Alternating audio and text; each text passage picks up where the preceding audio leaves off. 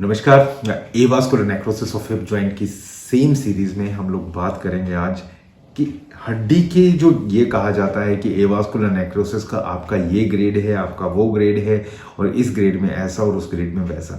ये ग्रेड आखिर हैं क्या और किस तरह से डिसाइड होते हैं और किस तरह से उसमें क्या क्या नुकसान हो चुका होता है जब तक हम लोगों को वो पता चलता है। तो एवास्कुलर नेक्रोसिस जैसे हम लोगों ने बात कर लिया, हड्डी गलना शुरू हो जाती है और वो धीरे धीरे नुकसान होना शुरू हो जाता है। क्या पहले दिन से ही हड्डी गलना शुरू हो जाती है? नहीं, ऐसा नहीं होता है। हड्डी के बाहर अगर आप इसको ध्यान से देखेंगे ना, इस बोन को, तो आपको यहाँ एक अलग से लेयर नजर आएगी। ये तो एक मॉडल है, खैर ये ओरिजिनल चीज तो है नहीं मेरे हाथ में। तो एक जैसे ये एक ब्रिम सा अगर आप देख पा रहे हो तो यहां पर ये एक अलग से स्ट्रक्चर है कैप की तरह। ये कार्टिलेज है। और कुछ लोग जो भ्रांतियां फैलाते हैं ना कि ज्वाइंट स्पेस बढ़ा दिया मैंने खींच खींच के, लटक लटक के पैर पे, वो ज्वाइंट स्पेस क्यों है? क्योंकि दोनों तरफ कार्टिलेज है। अंदर की तरफ एसेटाबुलम और बाहर की तरफ फीमर, दोनों के ऊपर कार्टिलेजेस हैं। अब वो कार्टिलेज क्या कर रही हैं? कार्टिलेज स्मूथ मूवमेंट करवा रही है। ये जो मूवमेंट की स्मूथनेस है तभी होगी जब दो स्मूथ चीजें होंगी। रफ होंगी तो ऑब्वियस सी बात है नुकसान तय है, नुकसान होना तो स्वाभाविक है दोस्तों। तो यहां पर जो ज्वाइंट स्पेस आता है, क्योंकि एक्सरे में जो चीज देखी जाती है वो क्या देखी जाती है? सिर्फ बोन देखी जाती है, कार्टिलेज नहीं नजर आती है। तो इसलिए आपकी हड्डियों के बीच में, चाहे वो घुटने की हड्डी हो, चाहे वो कोल्हे की हड्डी हो, हर हड्डी के बीच में आपको एक ज्वाइंट स्पेस नजर आता है। इसमें आपको और भी साफ नजर आएगा। ये जो ब्लू मार्क है, ये जो ब्लू आपको एक लेयर दिख रही है, कार्टिलेज को रिप्रेजेंट कर रही है इस मॉडल में। और यही जो गैप है वो एक्सरे में नजर आता है। तो ग्रेड 1 की जो अगर बात करूं, या जो शुरुआती दौर का जो एवास्कुलर नेक्रोसिस होता है, तो वहां पर क्या होता है? आपकी कार्टिलेज सबसे पहले क्षतिग्रस्त होती है, आपकी बोन पे कोई असर नहीं आया होता है। ग्रेड 2 में भी वो पैच बढ़ जाता है, पैच बढ़ गया लेकिन आपकी बोन की सेल्स अभी भी इंटैक्ट हैं। ग्रेड 3 आते आते आपकी बोन की सेल्स, जो वास्तव में हड्डी की कोशिकाएं हैं, वो खराब होना शुरू हो जाती हैं। और ग्रेड 4 आते आते ये शेप डिस्टोर्ट होना शुरू हो जाती है। उसके बाद तो ग्रेड 5 या कहीं पे भी जाएं हम लोग, बोन खत्म होना शुरू हो जाती है। और एक टाइम के बाद इसका डीमिनरलाइजेशन होने लगता है, मतलब इसमें जो मिनरल्स हैं वो खत्म होकर और ये क्रैक होना शुरू हो जाती है, वो अलग अलग टुकड़ों में चली जाती है। तो एक चीज तो तय है कि ग्रेड 1 और 2 में नुकसान बहुत ज्यादा नहीं हुआ है, लेकिन ग्रेड 3, 4 में नुकसान बहुत अच्छा खासा हो गया है।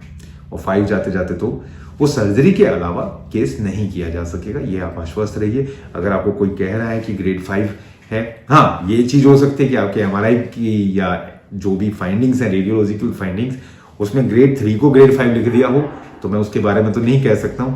लेकिन जो ग्रेड 4 के बाद के केसेस हैं उसमें किसी तरह का नॉन सर्जिकल ट्रीटमेंट नहीं काम कर सकता। उसका कारण है कि यहां पर जो ग्रेड 5 आते आते ये बोन के, इसका जो हेड है वो बिल्कुल ही श्रिंक करना शुरू कर जाता है। और इस तरह की टेक्निक नहीं हो सकती है कि इस हेड की स्ट्रक्चर को दोबारा वैसा बनाया जा सके। तो कभी भी हम लोग जैसे एक बहुत विचार करने के बाद ही किसी केस को लेना चाहते हैं, वो चीज आप भी रखिए कि विचार करने के बाद ही चिकित्सा कराएं। अगर हम लोग गलत जगह टाइम और पैसा इन्वेस्ट करेंगे तो शायद उससे हमें लाभ नहीं होगा। तो ये तो हुई बात ग्रेड्स की कि ये ग्रेड्स कैसे कैसे काम करते हैं। अब यहां पर एक विषय और भी आता है कि पेशेंट को यह कहा जाता है कि लचक प्रधान है, और कुछ लोग वीडियो देख के, चाल देख के ग्रेड्स बताने की चेष्टा करते हैं। दोस्तों मैंने पहले वीडियो में एक बात कही, अगर आपने नहीं देखा तो जरूर देखिएगा, कि ये जैसे जैसे गलन होता जाएगा, जैसे जैसे इस चीज का नेक्रोसिस होता जाएगा, वो नेक्रोस टिश्यू की वजह से ये वेट बेयर नहीं कर पाती, तो आसपास की मांसपेशियां बहुत ज्यादा सख्त हो जाती हैं। उसको गार्डिंग बोलते हैं, उसको गार्ड करना चाहते हैं, आपके कूल्हे को बचाना चाहते हैं। और उसी चक्कर में आपका यहां से पूरा खिंचाव पैदा होता है और आपकी चाल में लचक आ जाता है। बहुत से पेशेंट्स का एक कहना और भी होता है, ये बिल्कुल अचानक दिमाग में आया है, मैं आपसे साझा कर लेता हूं, कि मेरा एक पैर छोटा और एक पैर बड़ा हो गया है।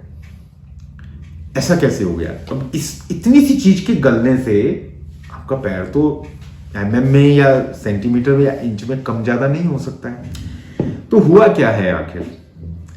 ये बेसिकली अगर आप इसको दोनों तरफ से देखें, अब आप इसको हिप जॉइंट को देख रहे हैं, मैं बीच में से नजर आ ही रहा हूं आपको। ये जो चीज है, अगर मैं इस पूरे सिस्टम को ही क्यों टेढ़ा कर दूंगा तो क्या होगा? ये एक साइड, इस साइड में जो है बोन, ये आपको लंबी नजर आएगी। ये ऊपर चली गई ना, तो पैर तो आप इसी तरह नाप रहे हैं, लंबाई कहां से? आप बोन के किसी प्रोट्रूबरेंस को माप नहीं रहे हैं।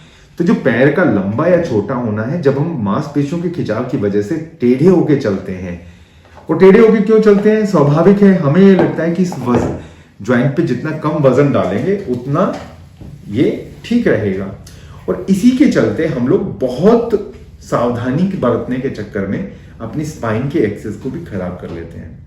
और यही कारण है कि जो एवियन के पेशेंट हैं वो देर सवेर स्लिप डिस्क के पेशेंट जरूर बन रहे हैं। कारण है आपकी लचक, आपके चलने का तरीका, और आप पोस्चर को सही नहीं रख पा रहे हैं। तो पैर छोटा बड़ा नहीं होता है किसी भी ग्रेड में। ग्रेड्स की आपको पुष्टि हो ही गई है। एक ध्यान रखिए कि इसको जितना जल्दी आप जिस छोटे ग्रेड में ट्रीटमेंट कराएंगे आयुर्वेद में, उतना ही ज्यादा लाभ आपको आएगा। जितना ग्रेड बड़ा होता जाएगा और जितनी उम्र बड़ी होती जाएगी, वहां समस्याएं बढ़ती जाएंगी और आपकी समस्या का समाधान मुश्किल होता जाएगा। तो आज के लिए इतना ही दोस्तों। जुड़े रहिए सुखायु आयुर्वेद से। हमारे व्हाट्सएप नंबर्स नीचे दिए गए हैं। अगर आप कुछ भी पूछना चाहते हैं आप व्हाट्सएप करें, अपनी रिपोर्ट शेयर कर सकते हैं। हम आपकी पूरी मदद करने की कोशिश करेंगे, और सब्सक्राइब करना मत भूलिएगा ताकि आपके पास अगले वीडियो का नोटिफिकेशन समय रहते आ जाए। नमस्कार।